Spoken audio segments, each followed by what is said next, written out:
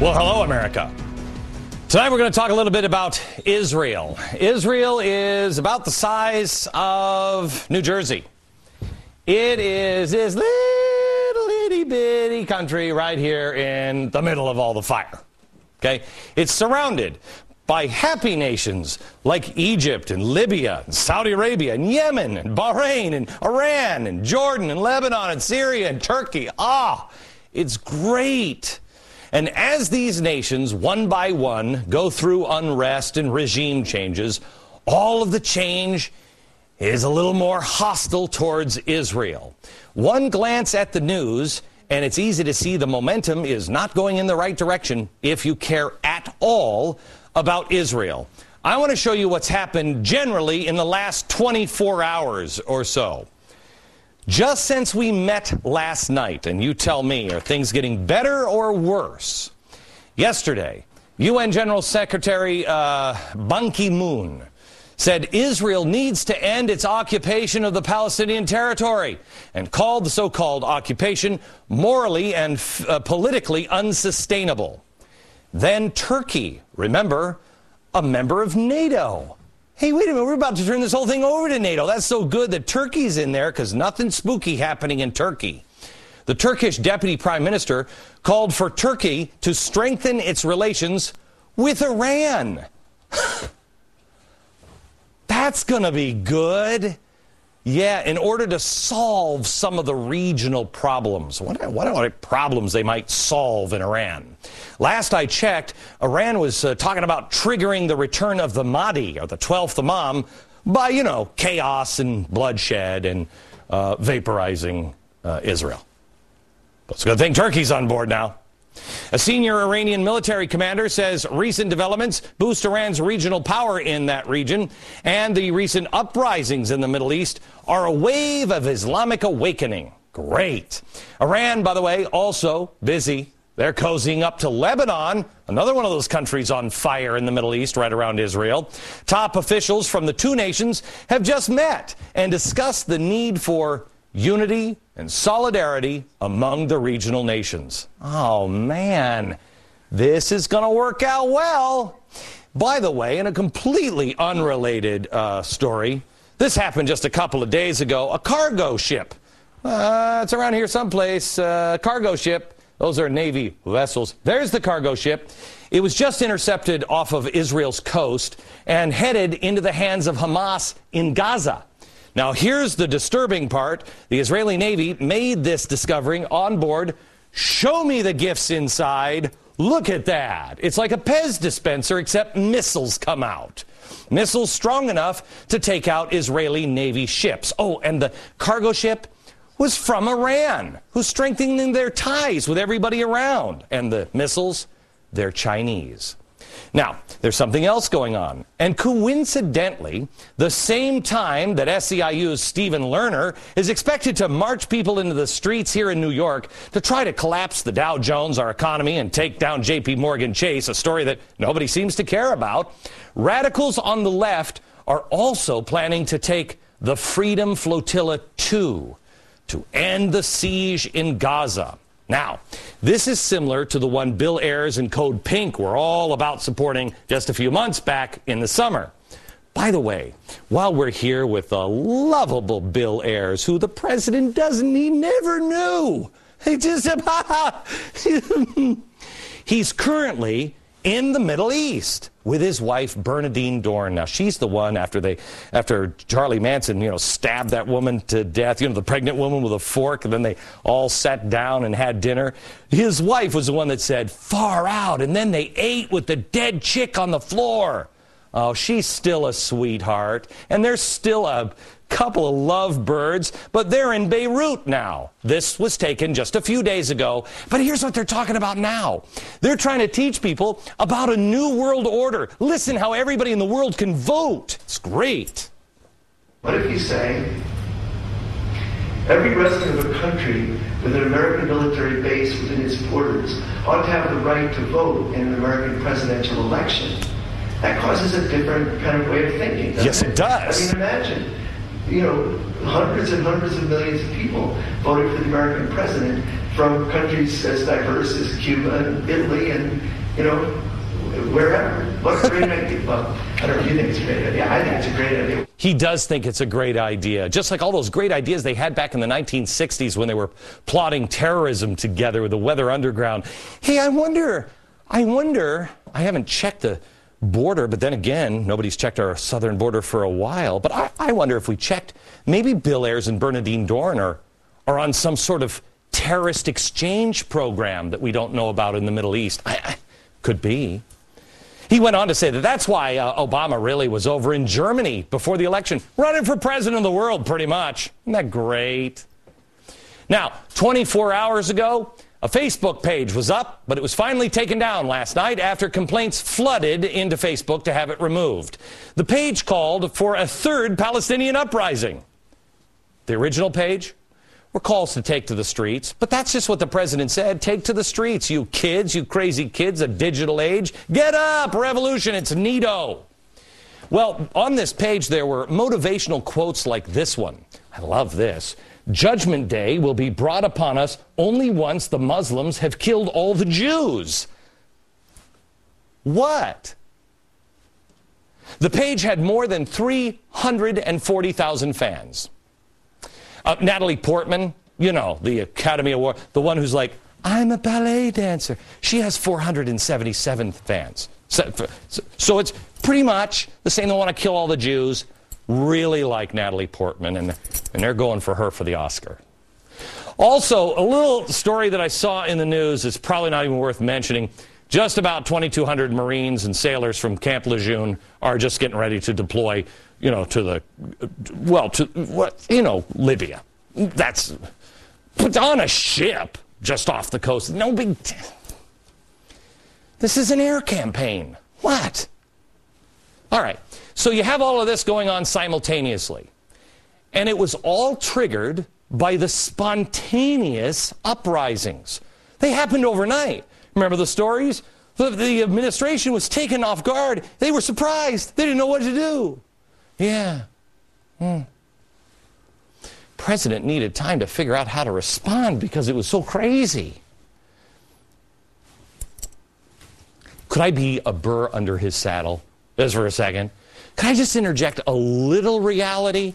Could I just show you what we have found? I know it takes, 87 people at Media Matters all day long just to take what I say to you here and then try to smear it and turn it upside down. 87. And they're hiring more with George Soros money. But us 10 little people here that do the research on this show, look what we found. Wouldn't it be amazing what, like somebody from ABC News, what they could find? 10 on this program found this. Reports in an Egyptian newspaper are now revealing that the Obama administration met with members of Egypt's Muslim Brotherhood way back in the time machine, 2009. The Brotherhood reportedly expressed to the administration their support for democracy and that war on terror thing. Now, any sane person would say, I think you're lying. But as we've seen, this administration went right along with it. The term Muslim Brotherhood is an umbrella term for a variety of movements. In the case of Egypt, a very heterogeneous group, largely secular, which has eschewed violence and has decried Al-Qaeda as a perversion of Islam.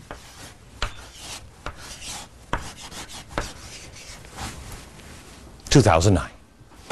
So they're back in talks, saying, I heart you, you heart me. Yeah, then we can all get along. Let's go for democracy. Then, way back again in the time machine, November 2010. That's last fall. Not too far in the distant past. In the midst of the midterm elections, when nobody was looking, there was this story. Man, I wish we would have seen it then, huh? Obama, NSC, meets with Egypt democracy advocates. The article reports that top Obama National Security Council officials met with a group of bipartisan foreign policy experts who advocate the U.S. get more involved in, of all places, Egypt. What are the odds? Now, these bipartisan groups, they have all kinds of people involved. They have Project on the Middle East for Democracy, Human Rights Watch. They have the Carnegie Endowment. They have the Brookings Institute. They have Freedom House. And, of course, we know Center for American Progress. Let me show you. This is so crazy. This is crazy. We know that George Soros is involved in that one. So, and that one, and that one, and that one, and that one, and that one. But also at the table, on the Obama side, was the completely neutral Samantha Power. She's half of the most dangerous couple in America. I'm going to put her over here. Because I say he's the most dangerous man in America, Cass Sunstein.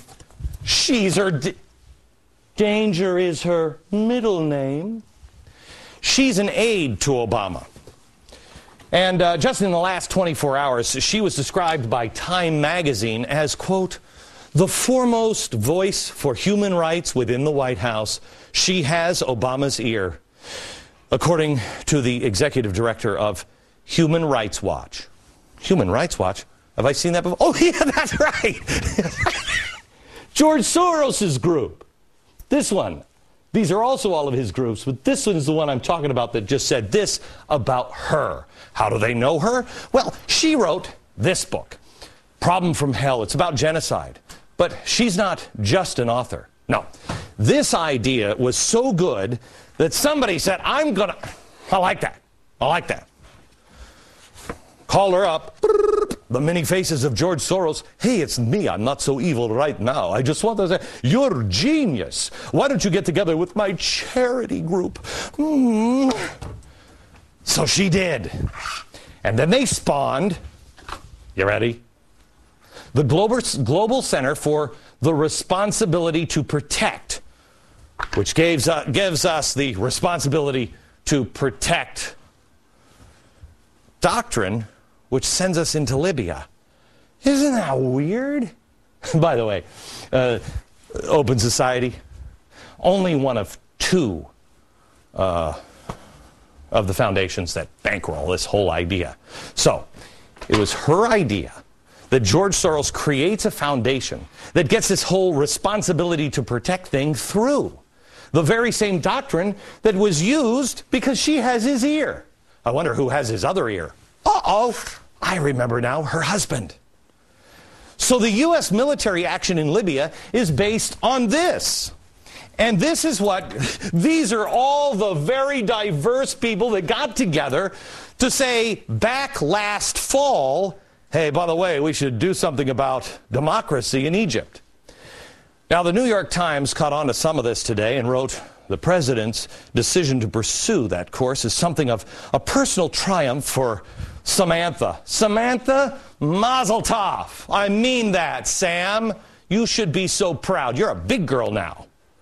But let's go back to her influence in Egypt. Way back in November, she's the one who met with all the many faces of George Soros to figure out democracy in Egypt. What should we do, Georgie Wargie? Here's the report on the meeting. Participants who attended the meeting were reluctant to get into the real details of what the NSC officials discussed. Oh, I bet. But they suggested the meeting comes in the midst of the Obama administration conducting a review of its policies on democracy in the Middle East and a significantly stepped up focus by senior Obama administration officials on the Egyptian democracy issue in particular. So this is months before the spontaneous uprisings for democracy in Egypt. All out of the blue.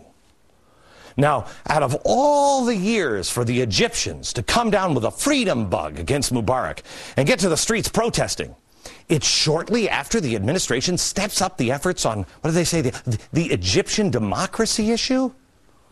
Wow.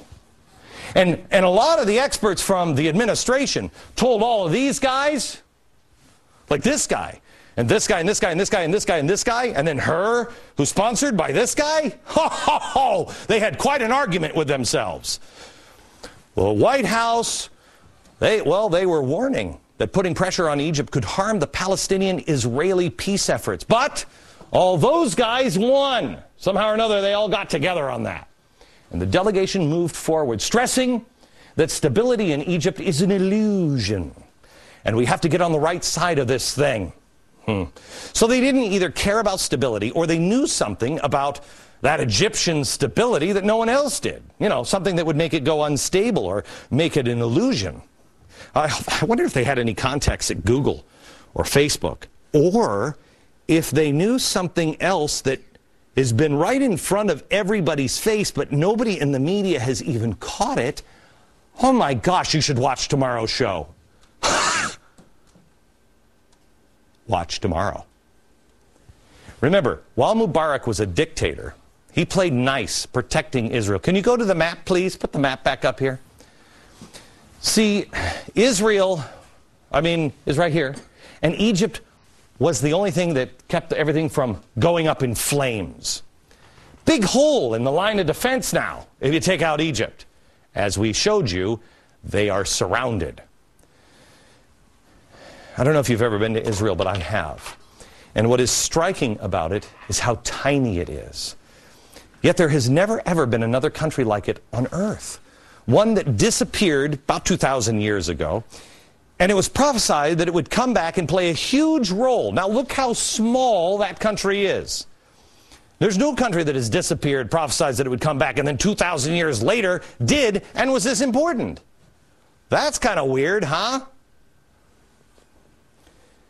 This is an important place. There's a reason why this postage stamp is fought over by everybody. It is the place where man first listened to God, the Temple Mount. This is where it all begins. Judaism believes this is the place where God gathered the dust to create Adam. Abraham was set to sacrifice his own son, Isaac, right there. Muslims believe this is where Muhammad's ascent to heaven was from. It's where Jesus turned over the tables. It's where Christians believe Jesus is coming back again, probably sooner rather than later, I'm just saying. 3 of the world's major religions stem from this postage stamp. And when you're there, you really realize how small it is. And yet, the Temple Mount, this right there behind that wall, it just calls out to you. That's me, the fat belly right there in Israel a few years back. This weekend, I was in Texas. And I want to tell you what I realized when I was in Texas. It's very similar to what I realized in Israel. I'll do that next.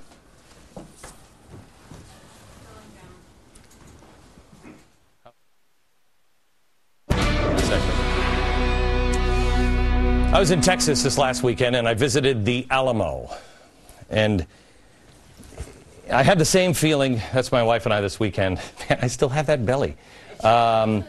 We were in Jerusalem and I had the same kind of feeling. The Alamo is so small. The Alamo held less than 200 Texans, and they held off Santa Anna's armies for that's about 2,400 people for 13 days.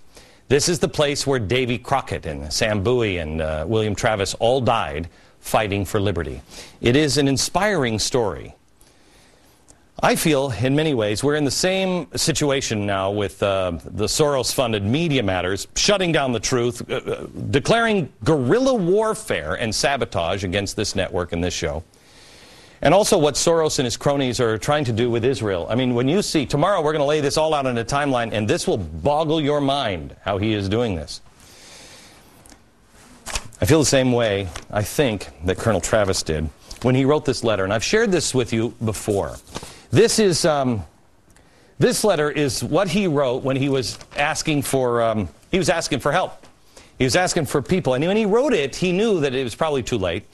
But this letter is one of the greatest letters in American history. And it's because of this letter that we have the slogan, "Remember the Alamo," for what they did. I get the same feeling that Israel can sympathize with those who are at the Alamo. They are surrounded by enemies. Someone the other day called me General Custer. They said, "You are surrounded, my friend." That's okay. I knew I would be. And that's all right. You have to stand. When you really truly believe something, you have to stand up. Tonight I would like to, if I may be so bold, let me issue the same plea for Israel that Colonel Travis issued for the Alamo, for our values, for our country, for our families, for our liberty, as William Travis did. If I may paraphrase poorly, what he wrote in the letter was to all Americans. I'd like to add to all those freedom lovers that hear or see me anywhere around the world, all over the planet, people are watching. Freedom in our country and your country is under siege. It has been taken continual bombardment, and the enemy is about to demand a surrender. If you don't surrender, they will put whoever won't to the sword. That happens if the fort is taken. I've been on this programming answering those demands with cannon shot, and the flag of freedom still waves. I'm not going to surrender. I'm not going to retreat. I don't really care. I know what's true. But I call on you now in the name of liberty and patriotism and everything dear to the American character to come, no matter where you are in the world, to come to our aid, to come to the aid of freedom, to come to the aid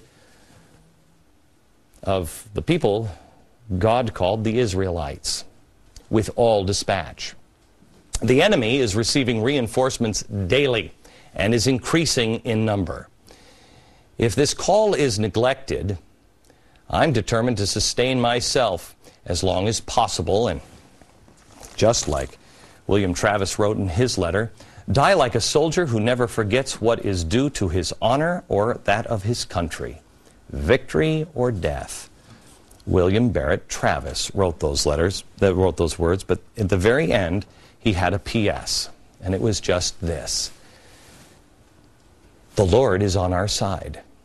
He went on to explain that there was multiplying of food. I'm just telling you that you will see the Lord's hand. You will be defended, because freedom doesn't belong to you and me, no matter where we are in the world. It doesn't belong to Israel or America or Australia or England or any place else. It doesn't belong to us as individuals. He loans us these rights for his purposes. Now people would say, where's another William Travis or a Davy Crockett or a George Washington? I've been looking for one for a while. People are asking, as I have been, where is he? Where is Reagan? Where's Churchill? Where is anyone standing up daily for freedom and making the case? The answer is what it always has been. It's you. But it is time for you to realize who you are and that you were born at this time with a purpose. I ask you now to come with all dispatch to the side of liberty. Join hands, link arms, no matter where on earth you are watching me, anywhere in the world. It is time for you to stand, not against an administration, not against George Soros or anyone else, but stand up. Stand for our God, our freedom, and our families.